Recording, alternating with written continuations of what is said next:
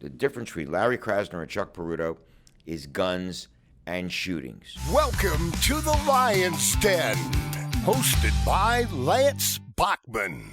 Everyone, on this special edition of Lion's Den, we have Chuck Peruto. He is running for DA against Larry Krasner of Philadelphia, a criminal defense attorney, top 1, 2, 3 in Philadelphia, arguably, easily.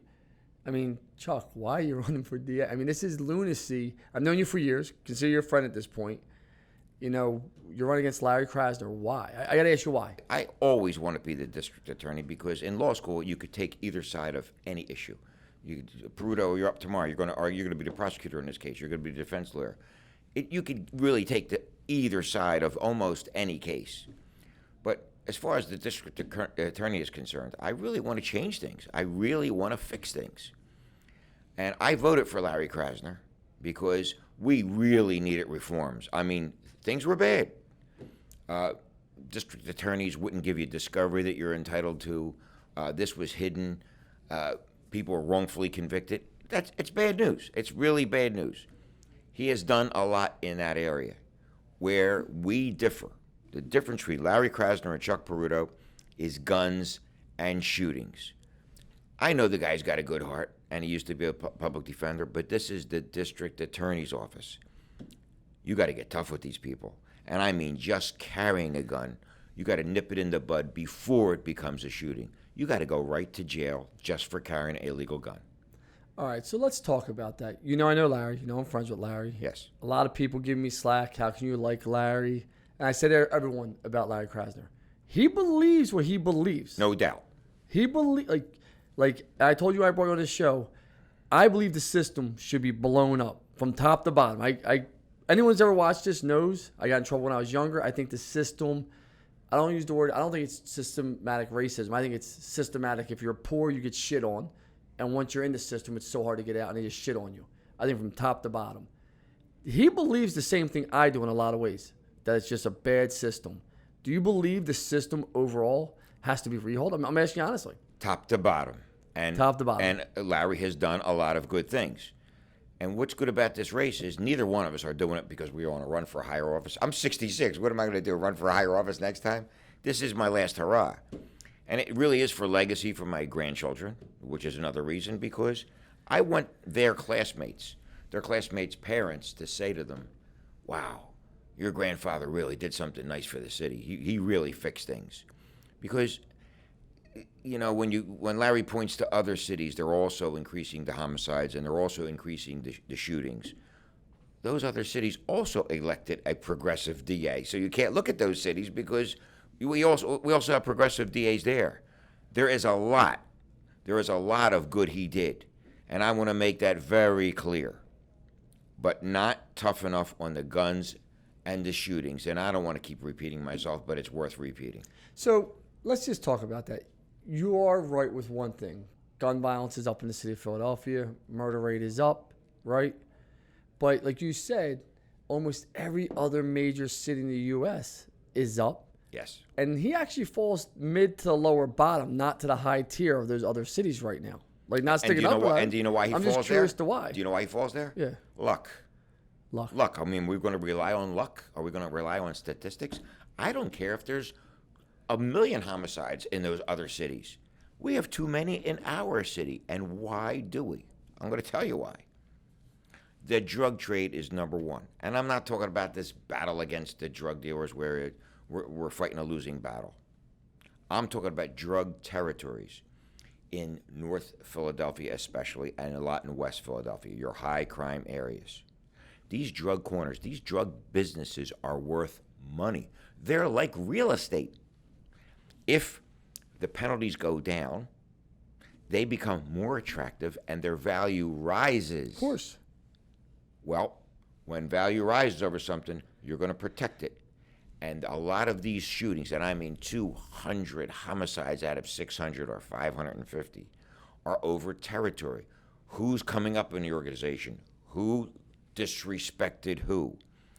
Who, and I love that word, who stepped on this territory where they're not supposed to sell there or rip this one off? Listen, The war on drugs has been attacked the wrong way, but you can't just stop. You're either going to legalize it and tax it.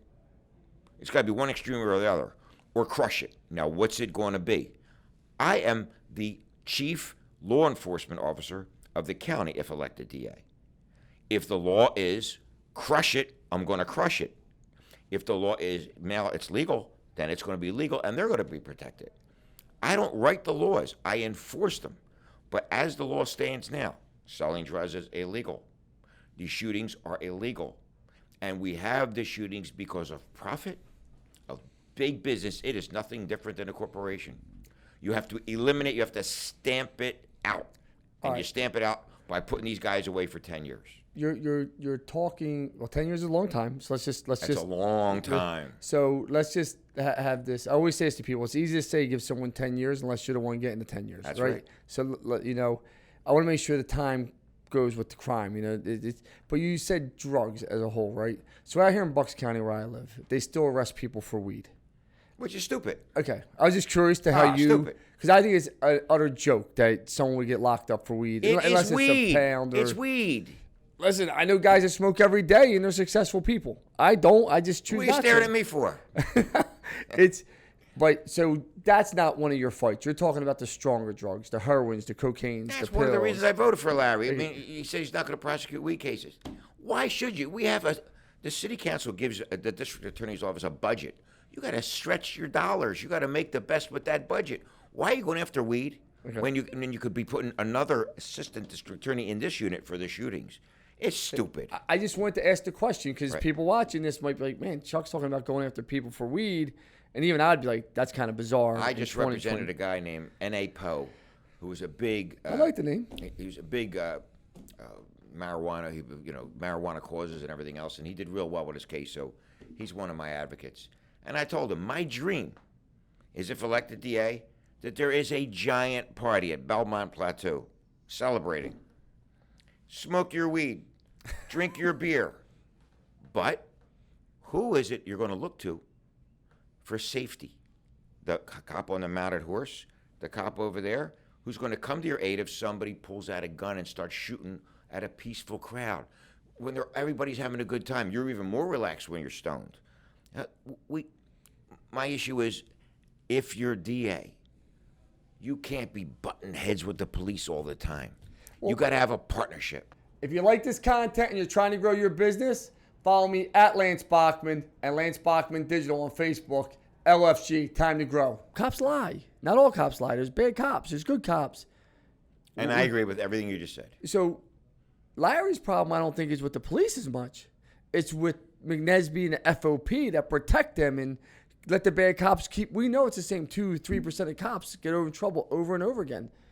How do you stop that, Chuck, if you're DA? How do you make that relationship happen? Well, his issue is not just with McNesby. He certainly has an issue with McNesby and the FOP, but he goes further. He sort of teases them. He's baiting them constantly. He doesn't ever commend the police for doing a good job. He only detracts from them when they don't do a good job. You got to have a partnership. You have a conference room in the DA's office.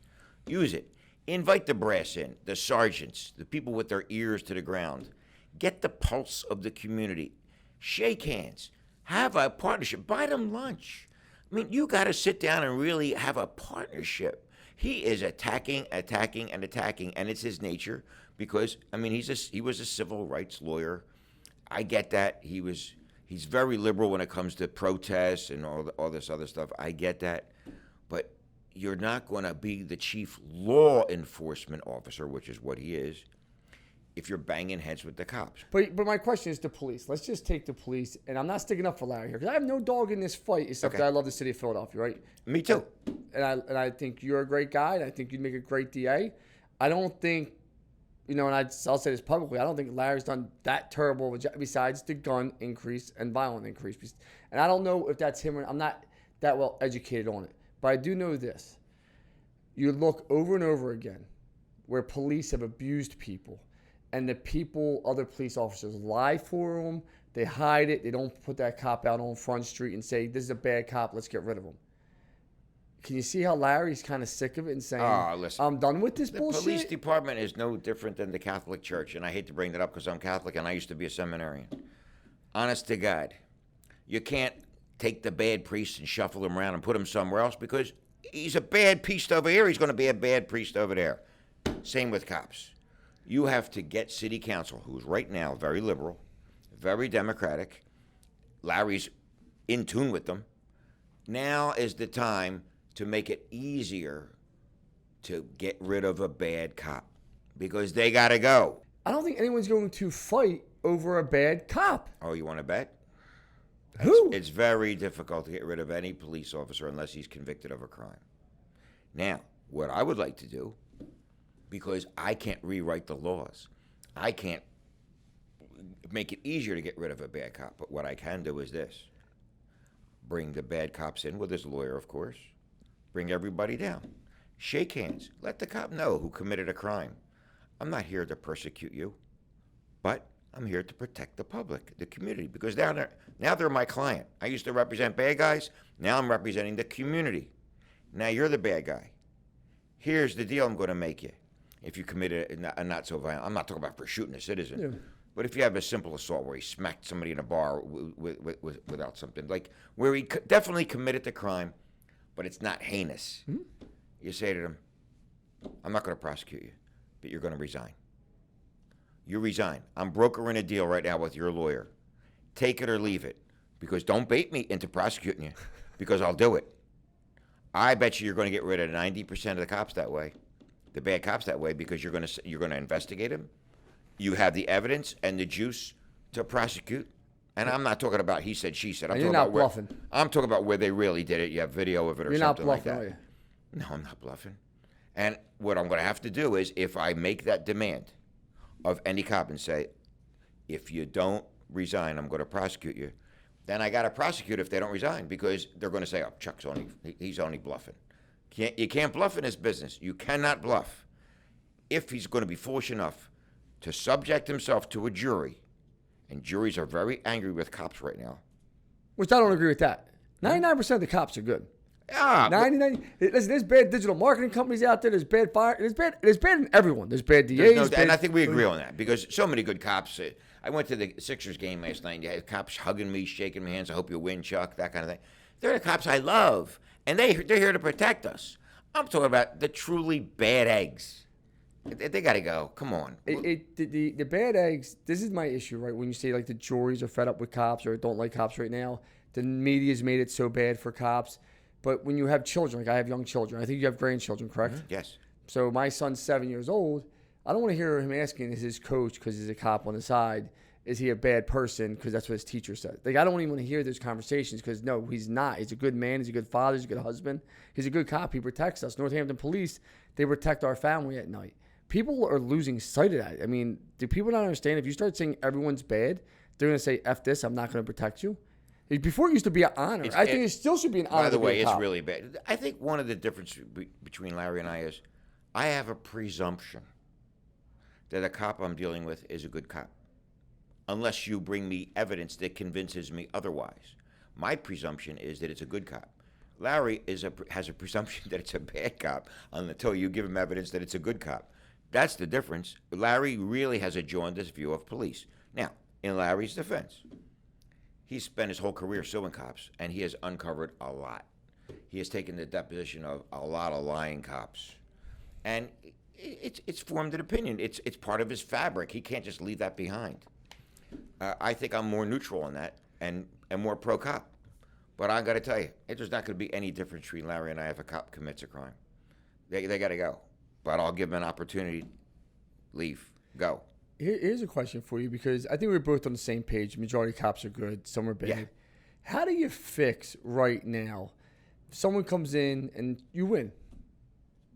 I'm going to use the Temple area where I went to college, right? 17th and Diamond was a bad neighborhood. I don't know if it's still a bad neighborhood or not, but 17th Diamond, 20th Diamond, that whole block area was pretty bad back when I went to Temple. It's getting better. Is it getting better? So how would you go in and stop those drugs from being sold and those crimes? I'm just curious, because it's very simple. Okay. You only use the tools you have as a district attorney. You want to sell drugs out here and you're contribute to the pyramid, which goes up to the boss, the guy that owns the corner, owns the area, I'm going to bust you. Now, you want to help us get the big guy? I'll give you a deal. You don't want to help us? No problem. Goodbye. Goodbye. I'm putting you away. The bigger guys have to go away for a long time. The bigger guys, and I'm talking about 10 years, because they're killing this city, and they're the ones, even though you don't catch them with the gun in their hand, they're the ones responsible for these shootings, because they have these punks, these kids that don't know any better. They want to impress these bosses. They want to move up in the organization. And don't let me digress about opportunities, because Larry's right on that, but they don't have any other way of getting out of the ghetto. So what are they doing? They're impressing people. They're impressing girls by shooting people right out in public. They're impressing their other boys in these groups, in these gangs. It's not 100% their fault, but at the same time, the only person on trial, the only person that's the accused, the only person that's the defendant who did the shooting is that person. I got to take it out on him. Yes, his upbringing should be a factor at sentencing. Yes, his neglect should be a factor at sentencing. But I'm not talking about probation or 2 years for doing a shooting. Yeah, but no, we can't have that. But the issue is this, and I'm just playing devil advocates, right? You send someone to jail. Mm-hmm. I'm just curious. I mean, you're a defense attorney 30 years. Mm-hmm. What goes on in jail to make them better? Nothing. Okay, so at least you're honest on that. Nothing. Okay, so now you just put, I always say this, put somebody with lions, don't become a lion. Put somebody with animals, don't become, it's just what it becomes. I'm not saying people in jail are animals, I'm not saying it at all, but you go hang out with tough people, you're probably going to become tough. You hang out with soft people, you're going to become soft. I mean, just the way of life, right? You are kind of who you hang out with, right?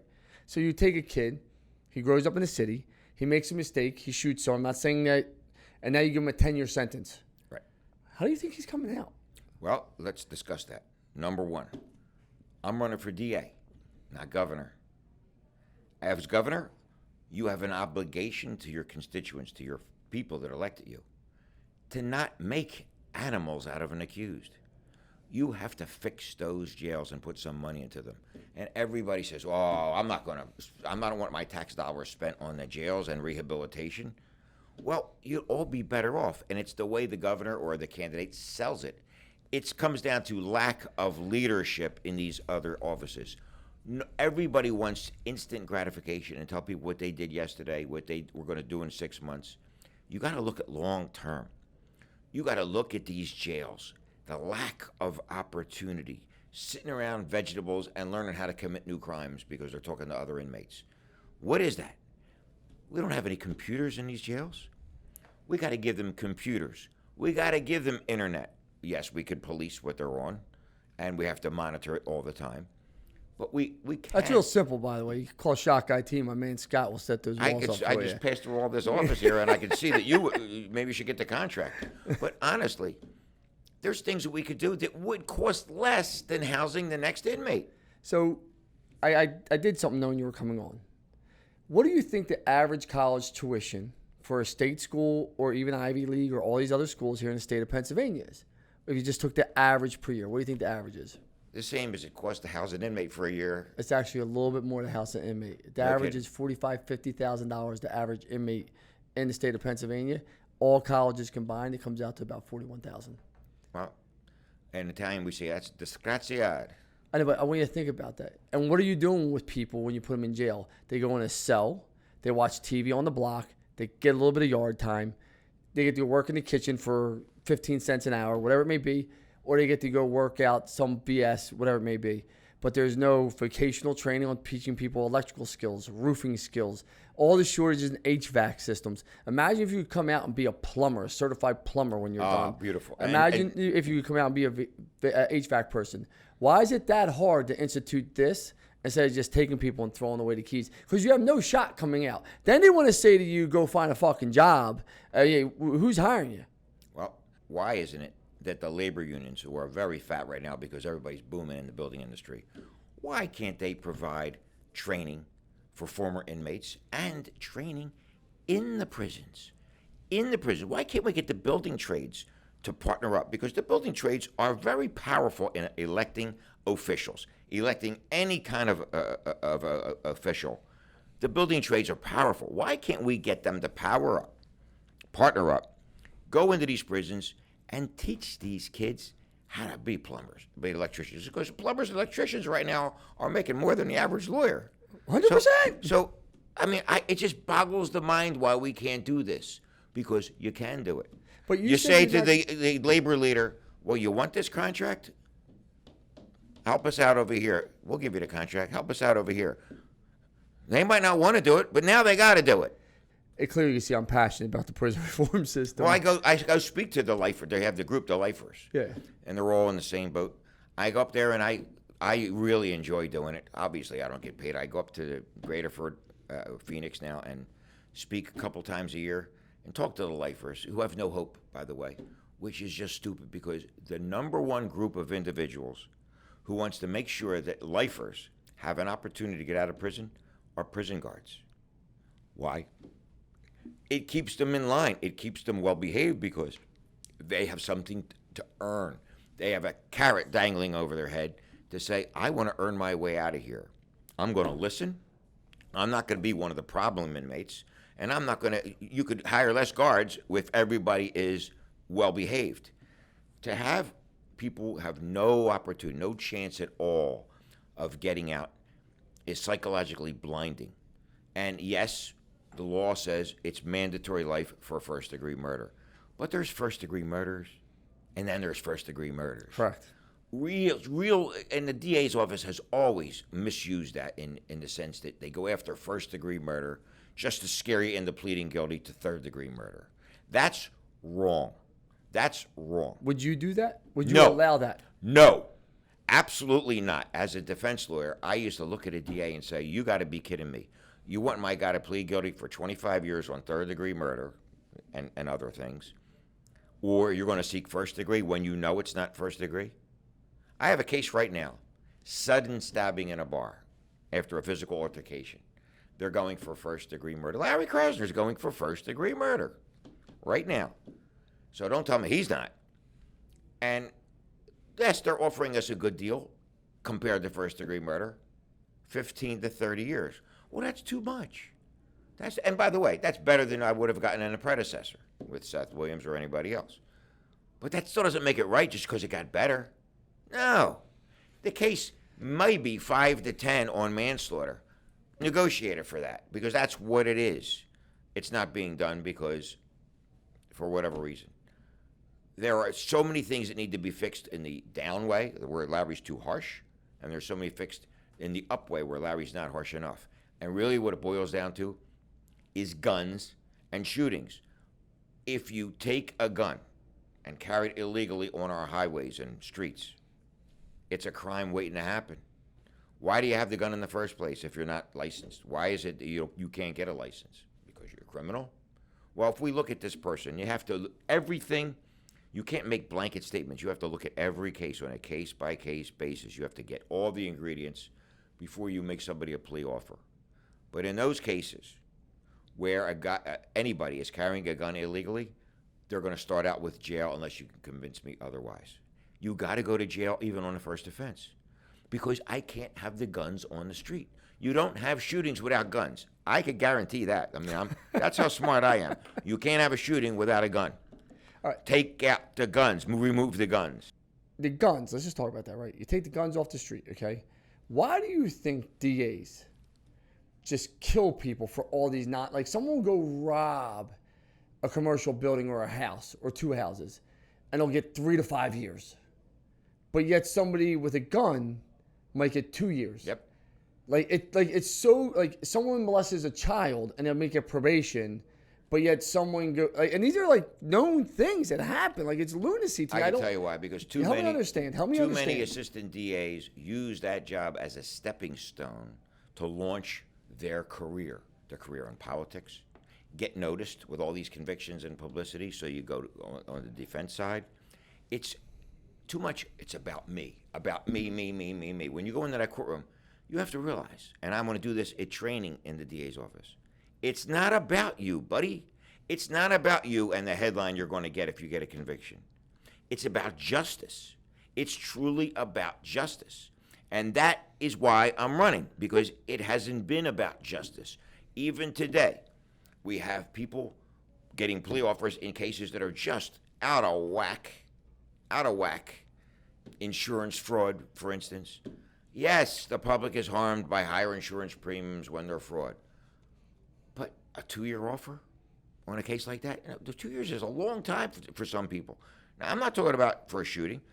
2 years is too much time for certain cases and not enough time for others.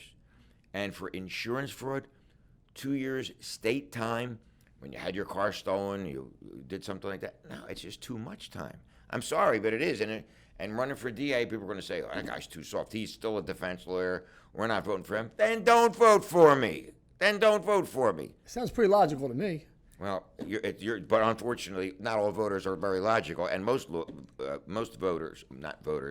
citizens are couch potatoes, where they watch the TV, then they'll go vote anyway, but they have a lot of criticism, to give out when they're online and online bullies. They're all there to tell me what I'm doing wrong. They don't even go vote, so who cares? But people around us wanted us to have second chances, get better, the community. Council Rock, the one thing I'll give them, always gave support to my mom, always tried to make things better. But it seems like now, it's like if you get jammed up once, your career is ruined because of social media. I don't think so. I think that we're just seeing what other people feel because of social media. And a lot of people adopt the positions of other people that they respect, and they get sucked into a position they don't really take, they don't really have. Social media is just a silly thing, but it's a powerful and deadly thing in some ways because it shapes opinions. And if you put the wrong information in, you're going to get the wrong information out. And I could tell you something which is much worse than social media. It's called the Philadelphia Inquirer. That is a rag. I will not show up to look for their endorsement because they don't print the truth. I've had my own cases where I come back and read the paper the next morning about a case that I argued the day before, and I'm like, huh? That's not what was said. That's not what happened. And if you read it, technically, I can't pick any one sentence apart to say that it's false. But the impression after reading it is not what was occurring. And the Philadelphia Inquirer has gone steadily downhill, and they could lambaste me all they want in this election. I could care less because it needs to be said. The Inquirer is out as far as I'm concerned. Yeah, but do you think there's any real media out there? Do you really believe at this point in your career, you're a bright guy. You can't believe Fox News, CNN, MSNBC, 360. The only thing you could listen, if I'm listening to the TV and I hear something ridiculous, I know I'm either listening to Fox or CNN. Ridiculous in different directions. And that's not the news anymore. It's their version of the news. It's their opinion of what happened. I just want the news. And I have to say that the three major networks are still your best shot at getting a more neutral rendition of the news. They're not perfect either. But honestly, all these other bloggers, I don't have any time for it. I just don't. And Fox, I'm a Republican. Fox is a bunch of crap. The only thing I watch is Bob Kelly in the morning. Swear to God, trying to watch Bob Kelly in the morning. Because he entertains you. Well, he's not really doing any news. He's going to eat somewhere, check shit out, and he entertains me. He's never have a political view, so it makes life easy. I'm like, everything else. That's a good show. That's a good local show. It is. I watch Bob Kelly in the morning. I'll see where he's going to eat at his restaurants or his charities, and I'll be like, that's pretty cool. Outside of that, I literally, it's just, the media, I think, has turned people off so much. So now you're running for DA. You sell Carla Vega. I don't use the word got smoked, but it wasn't close. That really affects me because I got out of the Democratic race because the best way to beat Krasner was one-on-one. So I agreed with the powers that be that Carlos, being a lifetime prosecutor, had the best chance of unseating Larry. So I got out and registered as a Republican to run in the general. But I got to tell you that Carlos surrounded himself with former assistant district attorneys and former prosecutors of that ilk to run a campaign. You can't do that. They're not politicians. He was too packaged. He was afraid to say the real Carlos things because Carlos is a better person than he presented himself to be. And very nice guy. He's a nice guy. I know him his whole career. We've tried cases against each other, and that's why I endorsed him. because I just thought he was going to come out in a different way. And he was too packaged. He was getting advice from too many different directions, trying to remember it all. And that's the way it came out to me, because in the debate, he got smoked. In the election, he got smoked. It was unfortunate, but I sort of knew it was going to happen. And that's why I did so much work for the Republican nomination, even though I was unopposed, because I wanted to get my name out there early. I don't care if you're a cop, DA, whoever I'm talking to, and if you sit in front of me and you say there's not a problem with our system, I'm just going to walk away from you. Because that just shows me you have no clue what society No clue. is. So you see that when you say that. Can you kind of clear it up with the viewers? Because you're not a hardcore Republican. You're not a pro-Trumper where I'm like, oh my God, like Proud Boys, let's go. No, I mean, can you clear it up to what you are? Because I think you're more of a middle of the road, and we just get chosen that we have to pick a side now at this point. Because our votes don't matter if it otherwise. I have always been a moderate. Social issues, just like you say, I'm not going to change my stripes. I'm a Democrat. But not all social issues. I don't think I think the government is spending way too much money in the wrong places. Do we have to give the impoverished opportunities? Yes, of course we do, but not just throwing money at people. Programs, opportunities, job training. We have to do it. What we don't need to do is, when every business is looking for employees, we're hiring, and we come in and extend unemployment benefits. That's wrong. I don't need another Jimmy Carter, because then you're going to have inflation. You're going to continue to have unemployment because you're offering all of these benefits, and you're going to have a tanked economy when it's doing fantastic right now. I am really Republican on economic issues. Job training and opportunities, yes, that's a Democratic philosophy, and I am agreeing with that.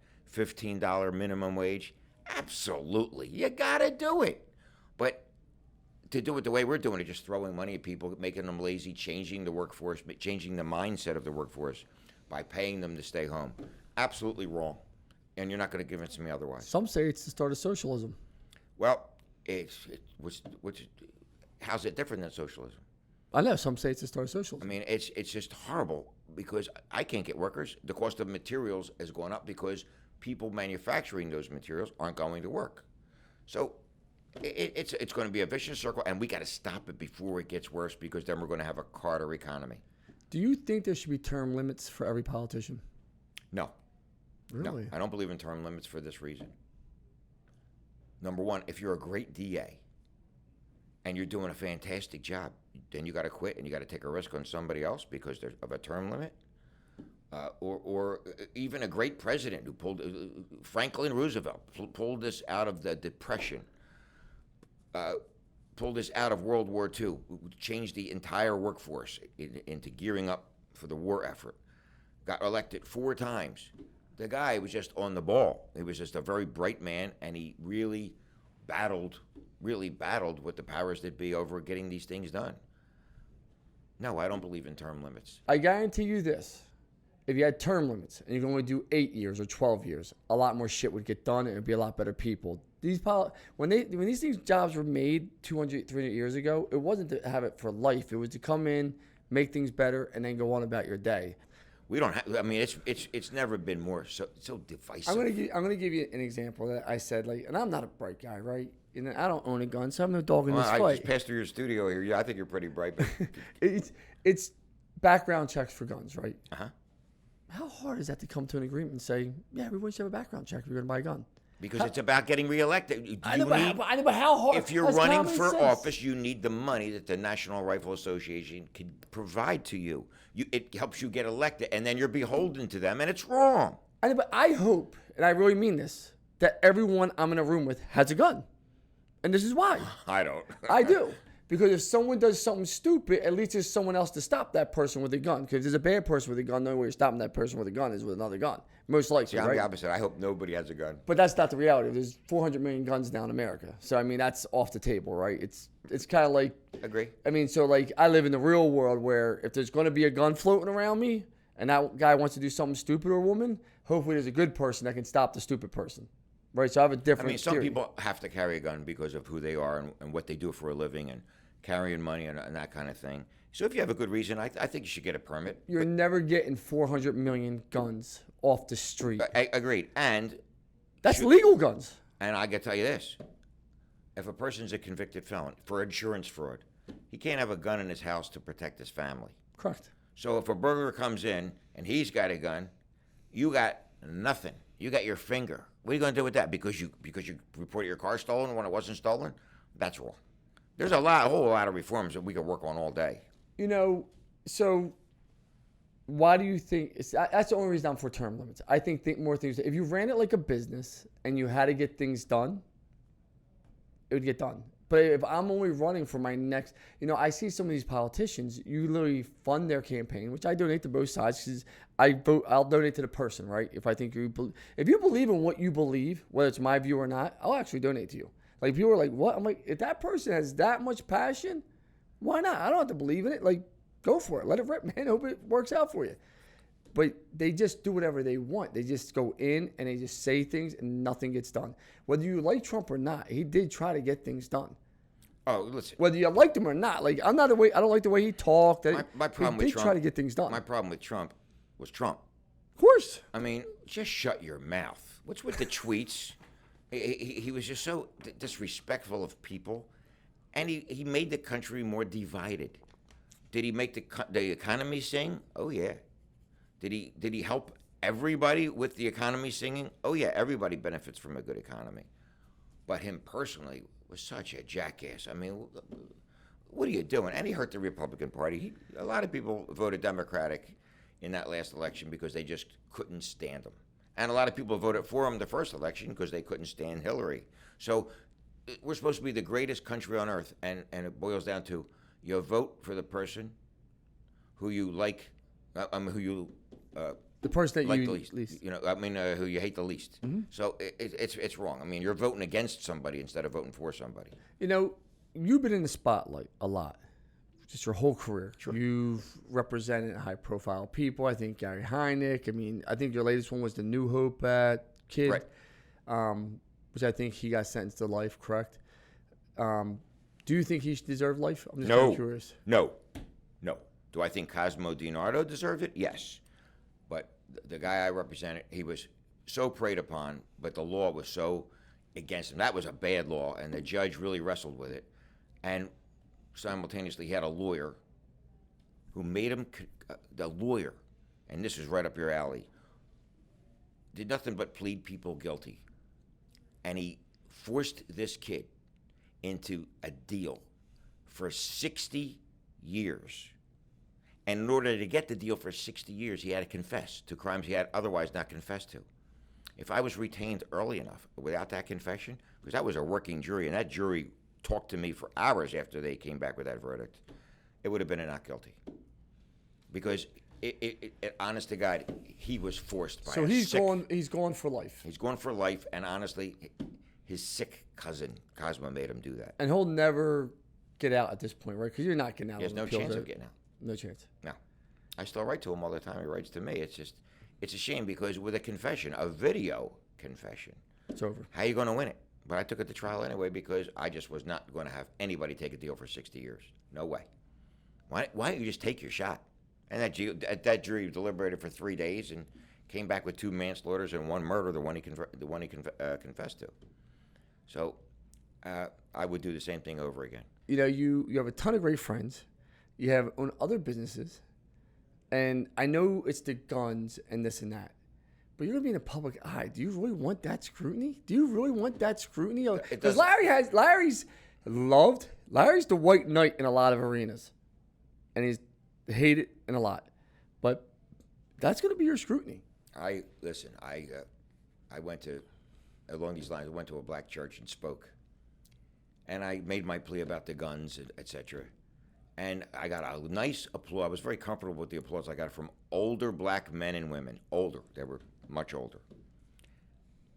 I think I won them over. Well, I know I did because of the applause. But the younger blacks really did not receive me well. And I was really kind of shaken up by it because all of the questions that they posed to me were, what are you going to do to expand the conviction integrity unit? It was all about getting people out of jail that don't belong there. So let me answer that right now. I'm running for district attorney. I'm not running for public defender. I am running to be the chief law enforcement officer of the city of Philadelphia, not to right the wrongs of the past. However, and that comes with a big however, if the public defender's office or any other private lawyer brings me a case that needs to be looked at because it cries out for relief, I'll give them the relief.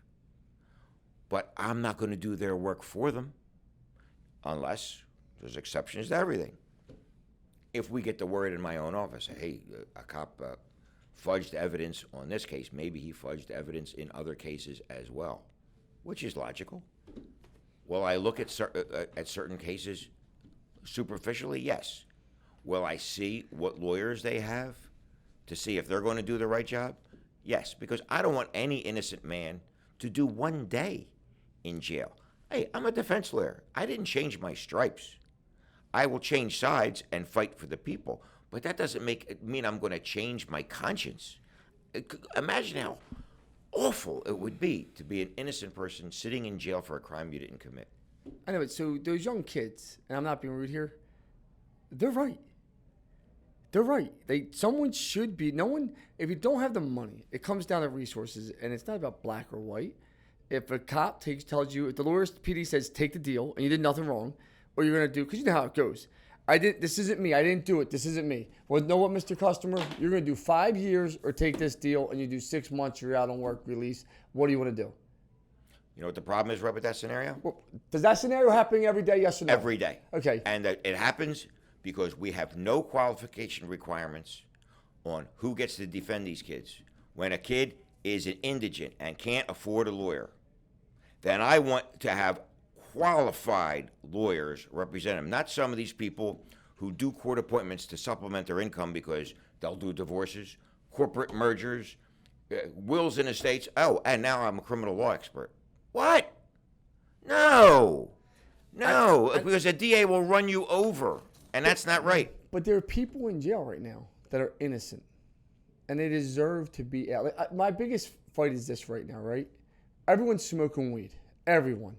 There's people in jail still for weed doing years. How are we not just opened up the keys? That's where you lose me. Every politician just lose me. How are those doors not just open and said, listen, man, we fucked up here. I'm sorry. Get out of here. I'll tell you the answer to this. Yeah. And it's not going to make you happy, but I got to tell you the truth. Yeah, I want to hear.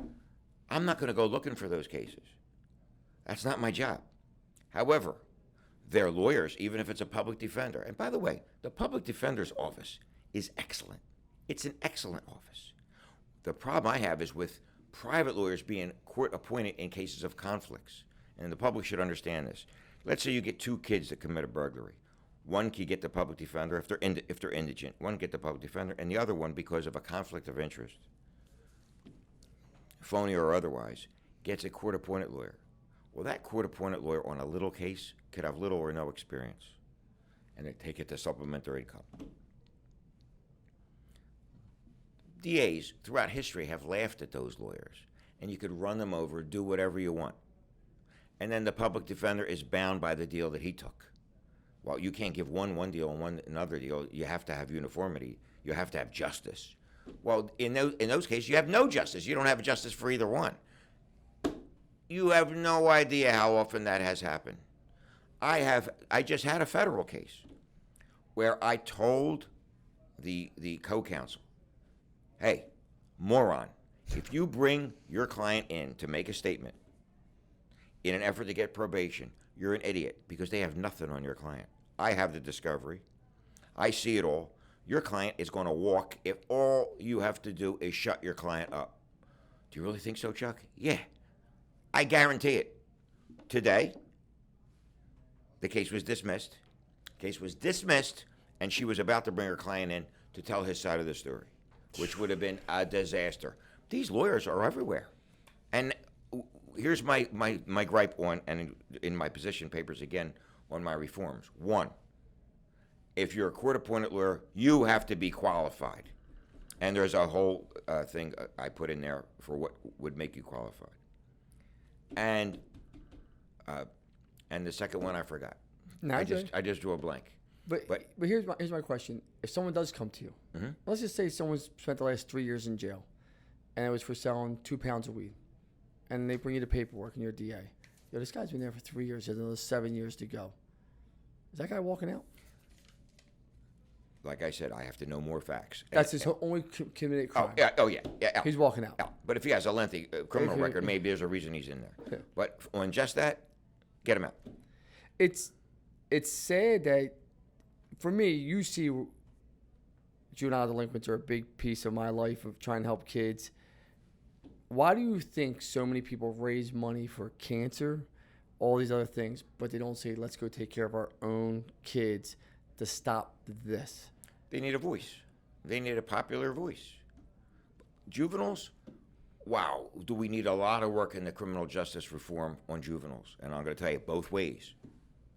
Number one, and this is an unpopular answer, some of the juveniles that we have today, between 15, which is shocking, and 19, are the most violent and dangerous offenders we have out there, because they're impressing older guys in these drug gangs, and I've seen it. I've represented them. They're impressing girls. Like these are kids. They're shooting another human being, taking another life to impress people, doing it out in public.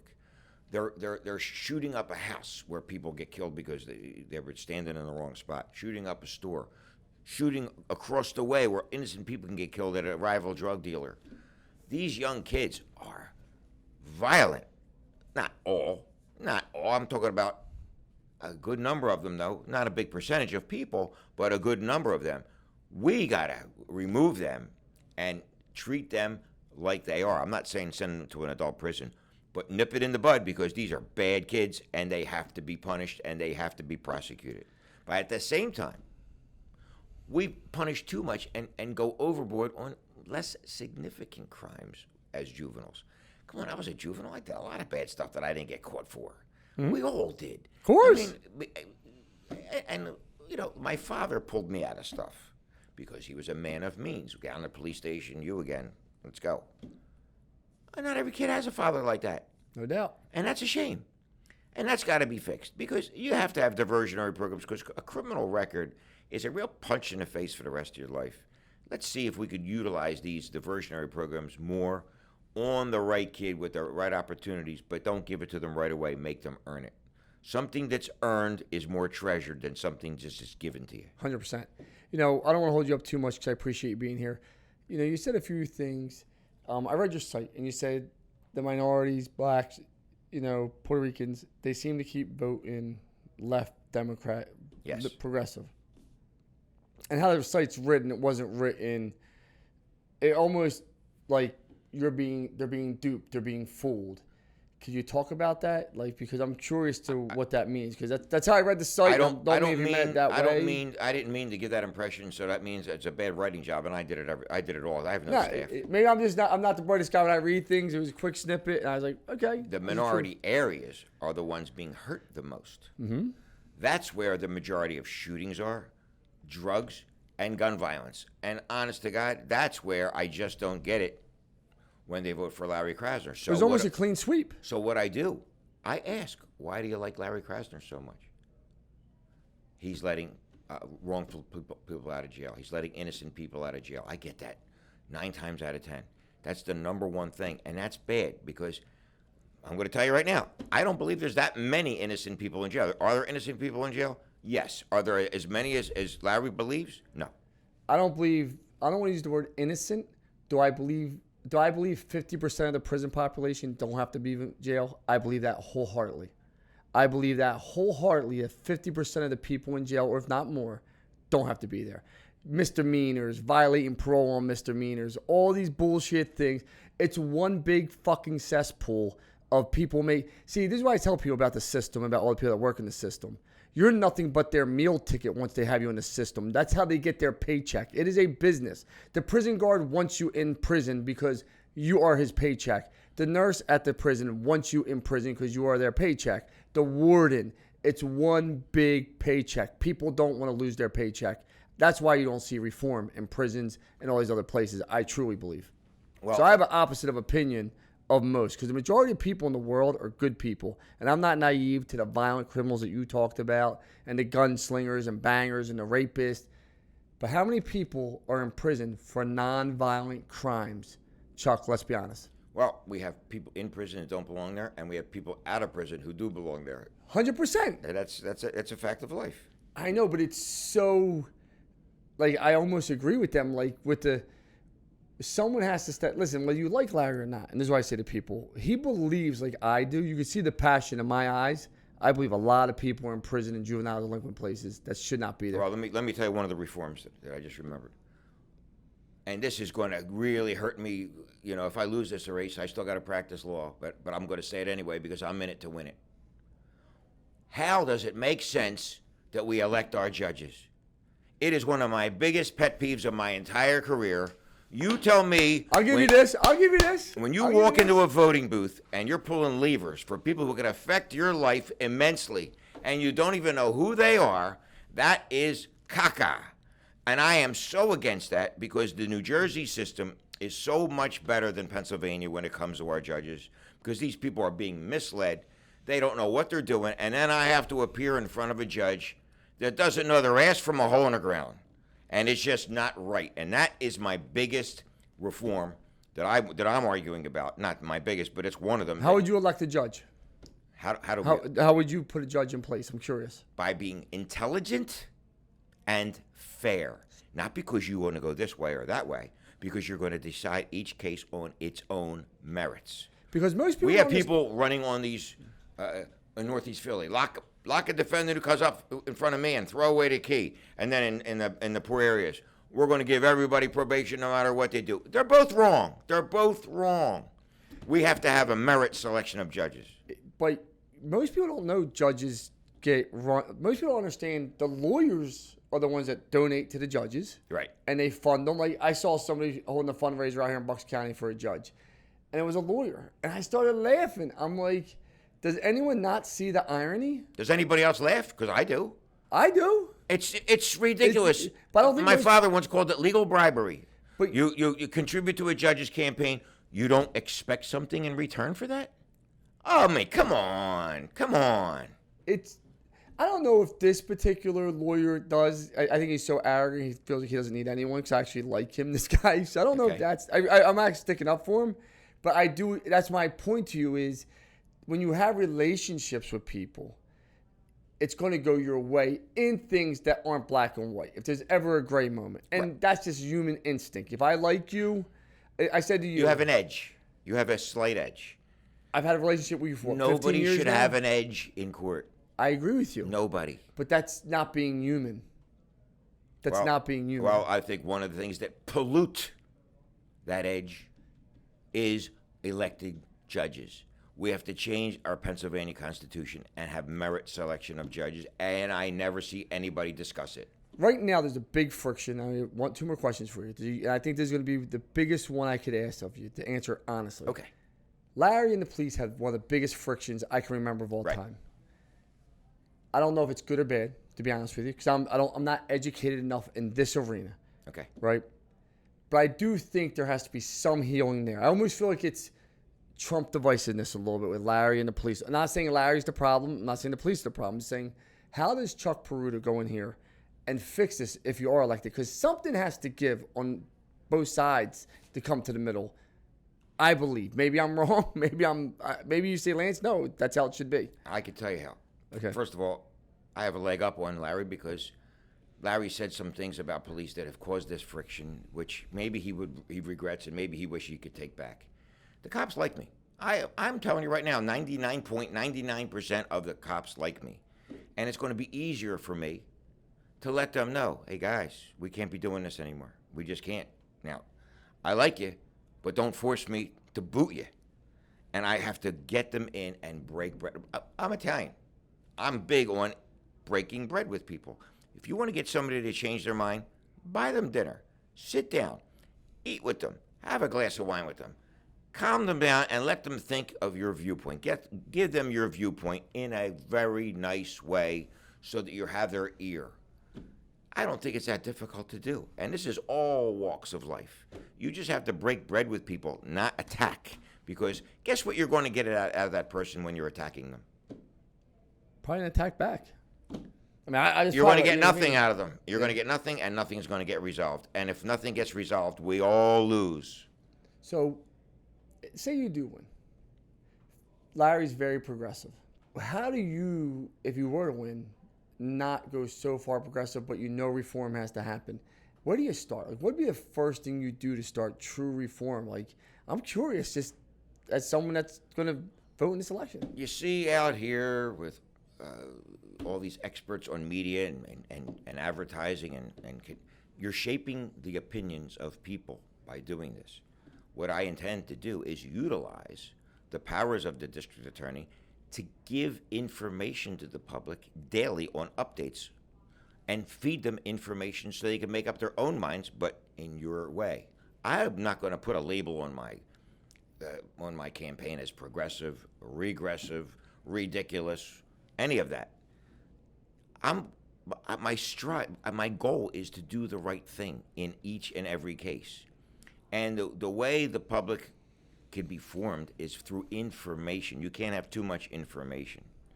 And I want to take each case that happens in each courtroom, and I want to publicize it on the district attorney's website so that people can make up their own minds whether justice was served or justice wasn't served, and who was at fault. Was it the DA? Was it the judge? Was it the defense attorney? I want to have more transparency, and that's a big word today. But we don't have it. We don't have it. So I think that the public needs to make up their minds, and I think I'll be elected forever and ever and ever the way I want to run that office, because everybody's going to have a problem with me. And if everybody has a problem with you, you're doing the right job. 100%. You know, on the final roar here, people are going to vote. People are going to watch this in Philadelphia. What's your final message on why they should vote for you over Larry? That's what it comes down to. Chuck Peruto. Guns and gun violence. Succinctly and clearly, the difference between Larry and I will be the penalties on shootings in our streets and even simple possession. Will I be Attila the Hun? No. Will I be 10 times more harsh than Larry with these crimes? Yes. On the other hand, the other crimes, Larry has put forth many good reforms. Larry deserves credit for doing a lot of right things, but he's not able. He's put himself in a position that he won't accomplish what needs to be accomplished because he's banging heads with too many of the wrong parties. Well, Chuck, thank you for being on here. If you want to vote for Chuck Peruto, you know, great guy. I can't say enough about you. You're a friend. He believes what he believes. Larry believes what he believes. I have no dog in this fight. I wish you both the best of luck. You're both good people, and I just hope someone takes a bomb on the system and reforms the whole thing so we could have a better system, man, for everybody. I think it should make things a lot easier. We need it. Chuck, Thanks. thank you so much. Good luck.